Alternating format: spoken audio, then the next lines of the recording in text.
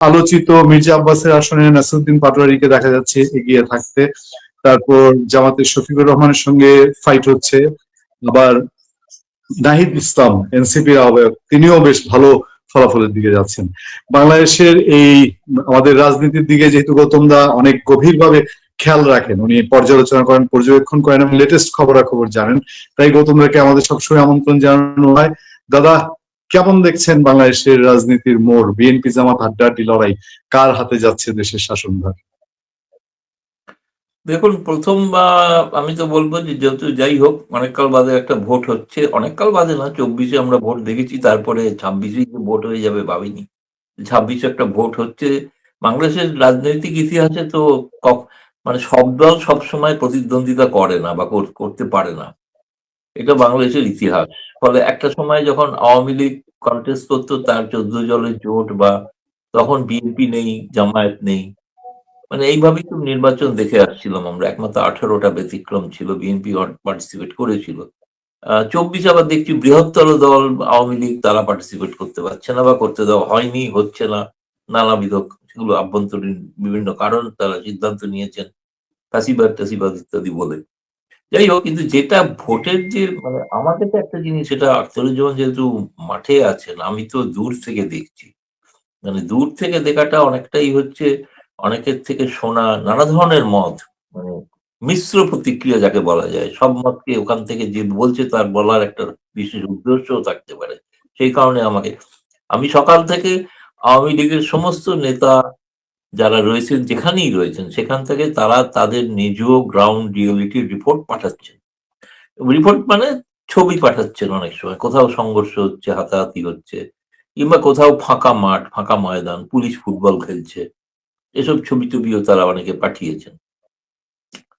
আর ওখান থেকে যেটা আমি দেখলাম, প্রথম নির্বাচন কমিশন থেকে যেটা ঘোষণা করা হয়েছিল যে 11টার মধ্যে ভোট পড়েছে 14 দশমিক কয়েক শতাংশ, কিন্তু 12টার পর জানানো হলো যে ভোট পড়েছে আসলে 34 দশমিক কিছু শতাংশ। মানে যে হিসেবে দেখি যে 1 ঘন্টায় 18 শতাংশ ভোট বেশি পড়েছে।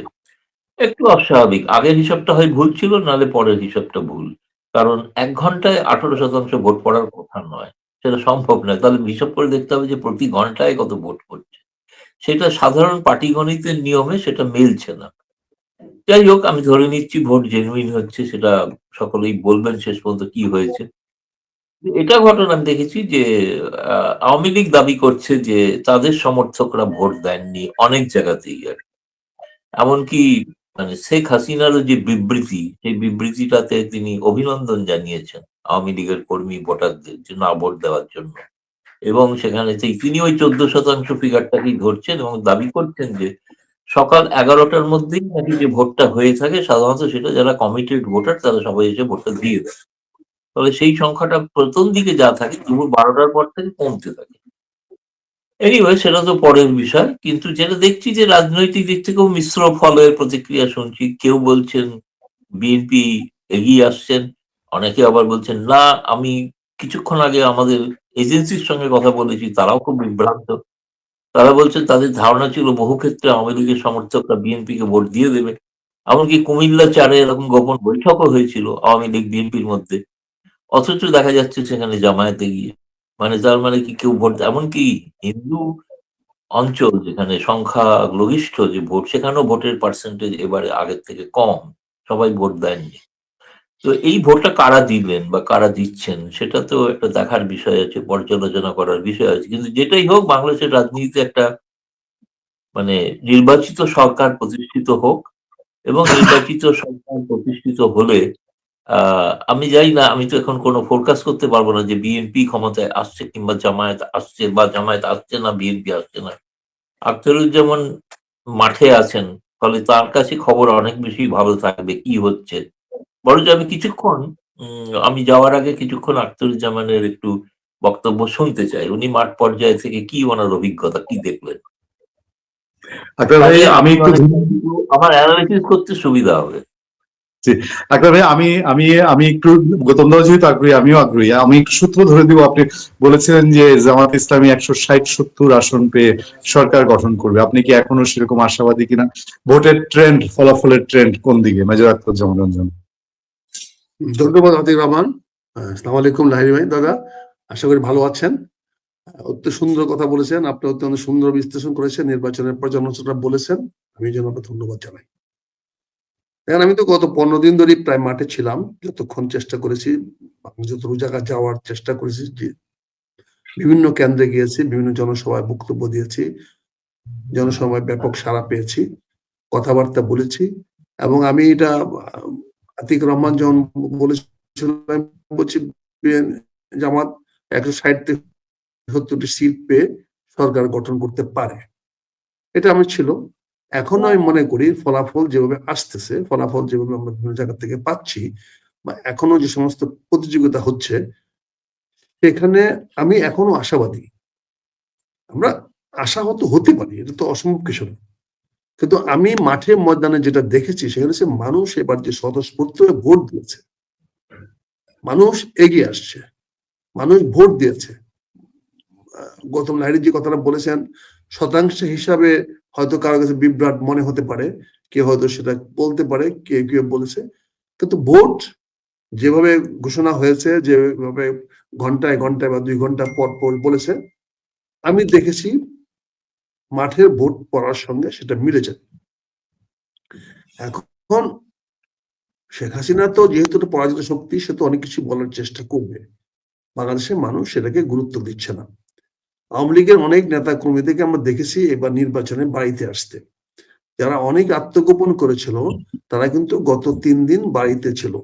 আমাদের কটিয়াদির পাগুন্দি এলাকায় আমি দেখেছি প্রায় 95% আওয়ামী লীগার, যারা খুব বড় ব্র্যান্ডের না, তারা ছাড়া সবাই গ্রামে আসছে, বাড়ি থাকছে, এবং অনেকেই ভোট কেন্দ্রে গিয়েছে, ভোট দিয়েছে। এটা কিন্তু বাস্তবতা।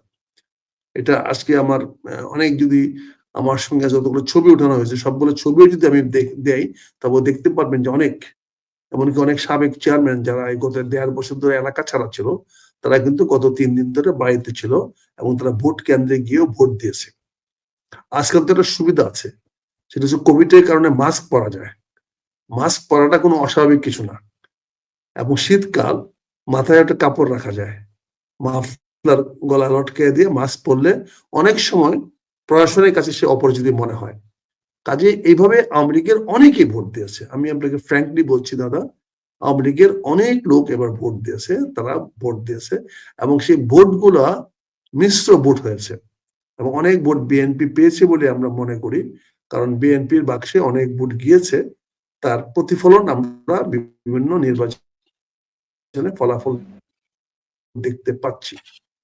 তারপরেও বাংলাদেশে, যেহেতু জিনিসটা দাদার সঙ্গে আলোচনা করতে একটু খটকা লাগবে, কিন্তু তারপরে বাংলাদেশের জনগণ যেহেতু 90%-এর বেশি মানুষ মুসলমান, ফলে এখানে ইসলাম ফোবিয়া একটা কাজ করে, ইসলামের প্রতি মানুষের আগ্রহ কাজ করে। আপনি দেখছেন যে আমাদের ফখরুল ইসলাম সাহেব পুরো ইলেকশন ক্যাম্পেইনটা করেছে মাথায় একটা গোল টুপি পরে। উনি কিন্তু বেসিক্যালি আগে কমিউনিস্ট ছিল, পরে ধর্মনিরপেক্ষ ছিল, কিন্তু এখন কিন্তু উনি মাথায় একটা টুপি পরে নির্বাচনের প্রচারণা চালিয়েছেন।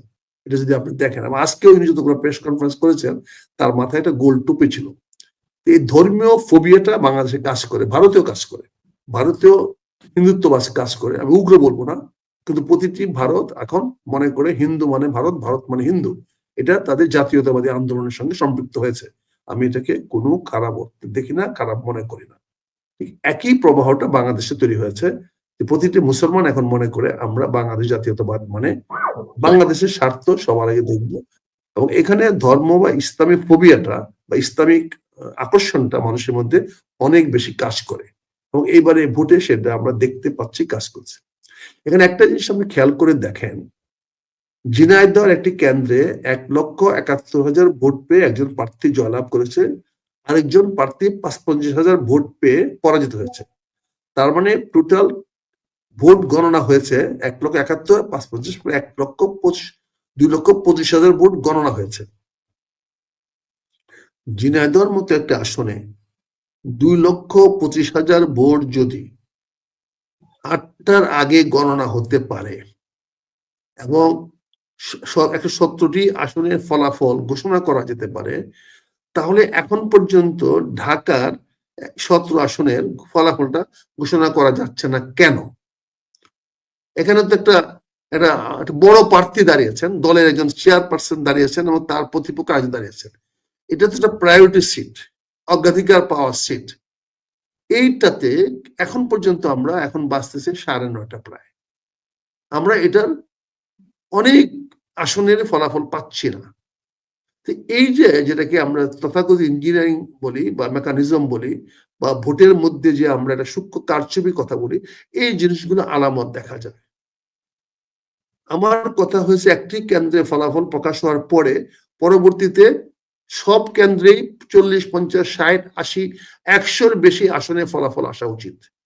কিন্তু এখন পর্যন্ত টেলিভিশন যদি আপনি দেখেন, দেখবেন সিলেটের প্রথম একটি আসনে ফলাফল দিয়ে শুরু করেছিল, ওই সিলেট এবং সুনামগঞ্জে এখন একটি আসন রয়ে গেছে, তার আসনগুলো বানানো হয় নাই। সেখানে যদি আপনি দেখেন তাহলে সেটা আপনি ভালোভাবে করতে পারেন। শরীফুজ্জামান যে কথা বলছেন, আপনার এলাকায় কোনো আওয়ামী লীগ এলাকা সহ আরো অনেক এলাকায় আওয়ামী লীগ ভোট দিতে গিয়েছে, যেগুলা খবর আপনি জানেন না। কিন্তু আপনি যদি লেখাপড়া জানেন, লিখতে পারেন, তা লিখে পাঠিয়ে দিয়েছেন, কিন্তু আপনার লেখাটা সত্য নয়। আপনি জনগণকে, জাতিকে বিভ্রান্ত করার চেষ্টা করছেন। শেখ হাসিনার কাছে ভুল মেসেজ, রং মেসেজ বা ভুল তথ্য পাঠানোর চেষ্টা করছেন পূর্ণিয়ার মাধ্যমে। এছাড়া পূর্ণিয়াকে অনাথ সুলভ করবেন না, দায়ী করবেন না। গৌতম দাদাও এতে একটা রং মেসেজ পাইতে পারে। আপনার এই প্রশ্নের জবাব দিতে আমাদের কাছে অনেক প্রমাণ আছে, অনেক আওয়ামী লীগের নেতারা প্রমাণ দিবে তারা ভোট দিয়েছে। তা আমি যেটা মনে করি, 9টা পর্যন্ত ফলাফল গুলোর বেশিরভাগ ফলাফল না আসাটা, এখানে মনে হচ্ছে কোন রকম কিছু একটা বোঝাপড়া আলোচনা চলতে পারে। কারণ তুমি যেমন এখনো সন্দেহ করো যে আমার 170-80টা সিট পাবে কিনা, তুমি সন্দেহ পোষণ করো, সন্দেহের কোনো ভিত্তি নাই। কারণ তুমি নির্বাচনে ভোটার নাই এবং কোন ভোটারদের সঙ্গে সারা বাংলা 300 আসনের মধ্যে বড় যেহেতু ঢাকা 2, 3, 4টা সিটের মধ্যে ঘোরাঘুরি করেছো, বাকিগুলা তোমার বন্ধু বান্ধব টেলিফোন করে জেনে নিয়েছো। কিন্তু প্রকৃত যে মানুষ ভোট দিয়েছে, এটা তো স্বীকৃত যে 50%-এর বেশি মানুষ ভোট দিয়েছে, এটা নিয়ে তো কেউ আজকে প্রশ্ন করছে না। তার মানে 2 লক্ষ থেকে 2,25,000 লোক প্রতিটা কেন্দ্রে ভোট দিয়েছে।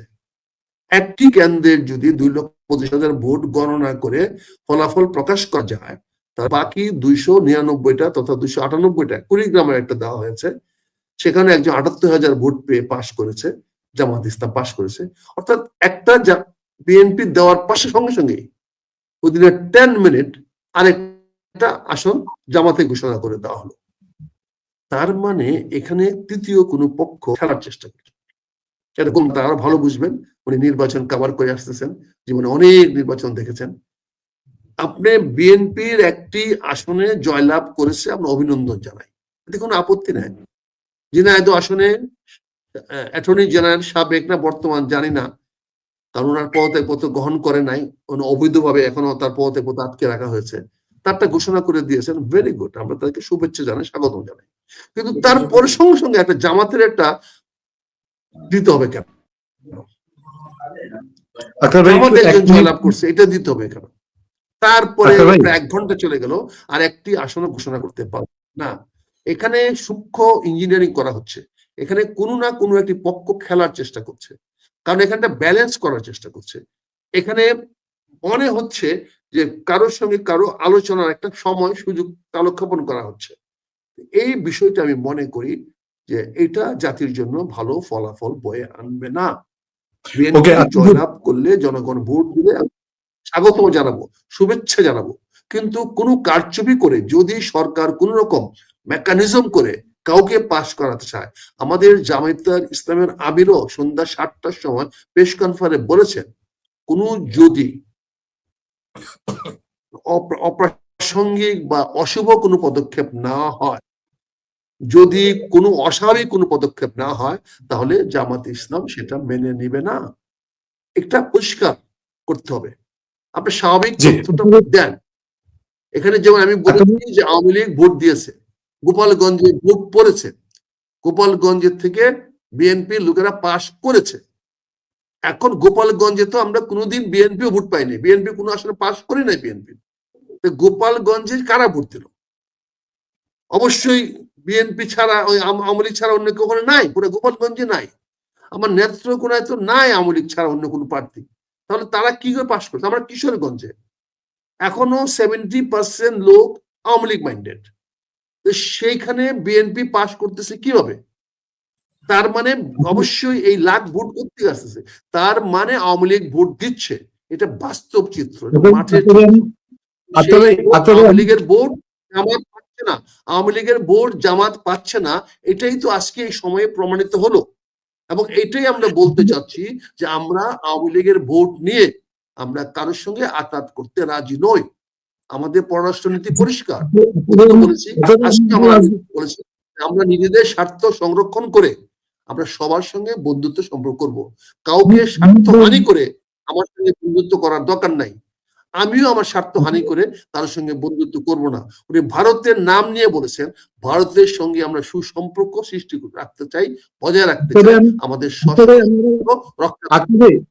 আক্তার ভাই প্লিজ, আমি আবার আসবো আপনার কাছে। গৌতম দাকে যেহেতু ছেড়ে দিতে হবে, আমি গৌতম দা শুনলেন, আপনার কথা মনোযোগ দিয়ে শুনলেন, আমি আবার আসছি আপনার কাছে। গৌতম দাকে ছাড়তে হবে, ওনার আরেকটা শিডিউল আছে আমি জানি। দাদা, আক্তার ভাইয়ের বিশ্লেষণ থেকে আপনি যে জিনিসগুলো পেলেন, বা আমি যতটুকু বুঝতে পারলাম যে কোথাও একটা মেকানিজম বা ইলেকশন ইঞ্জিনিয়ারিং যা বলা হয়, আক্তার ভাই বোধহয় সেটার সন্দেহ পোষণ করছেন। আমরা বিভিন্ন সময় শুনি যে নির্দিষ্ট কিছু ভিআইপি সিট কোন আন্ডারস্ট্যান্ডিং এর আলাপ বা কোনো কিছু। আমি খুব তাড়াতাড়ি করে বলে দিই, আর সকালবেলায় ফেসবুকেই আমি একটা পোস্ট করেছিলাম যে বাংলাদেশ এমন একটা রাষ্ট্র যেখানে 2 এর সঙ্গে 2 যোগ করলে 22 হয় বা 0 হয়, 2 এর সঙ্গে 2 যোগ করলে 4 হয় না। তারপর কথা থেকে বলছে মানুষ ভোট দেবেন, কাউকে জেতাবেন, কাউকে হারাবেন, তারা হচ্ছে না। এবং এটা সত্যি যে প্রশ্নবোধক বিষয়, এই দুটি মাত্র আসন ছাড়া বাকি কেন আসনের ঘটনা।